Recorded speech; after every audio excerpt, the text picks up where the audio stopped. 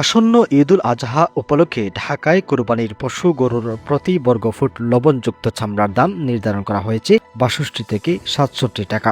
আর ঢাকার বাইরে গরুর প্রতি বর্গফুট লবণযুক্ত চামড়ার দাম নির্ধারণ করা হয়েছে ৫৭ থেকে ৬২ টাকা। গত বছর তুলনায় এবার ঢাকা ও ঢাকার বাইরে গরুর চামড়ার দাম প্রতি বর্গফুটে ২ টাকা করে বেড়েছে। এছাড়া খাসির চামড়ার প্রতি বর্গফুট ২৫ থেকে ৩০ টাকা এবং বকরির চামড়া ২২ থেকে ২৫ টাকা নির্ধারণ করা হয়েছে। গত বছর প্রতি বর্গফুট খাসির চামড়ার দাম ২২ থেকে ২৭ টাকা ছিল এবং ২০ থেকে ২২ টাকা ছিল বকরির চামড়া। কুরবানির পশু চামড়ার দাম নির্ধারণ নিয়ে বৈঠক শেষে বুধবার ১৩ মে ব্রিফিংয়ে এ তথ্য জানান বাণিজ্যমন্ত্রী খন্দকার আব্দুল মুক্তাদির।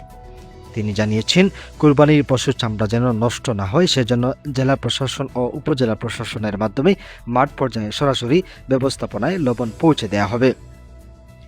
সংরক্ষণের জন্য মাংস ব্যবসায়ীদের প্রশিক্ষণ দেওয়া হয়েছে, সেই সঙ্গে মাদ্রাসায় প্রশিক্ষণ দেওয়া হয়েছে। প্রশিক্ষণ ও লবণ দেওয়া বাবদ সরকারের খরচ হবে প্রায় ২০ কোটি টাকা।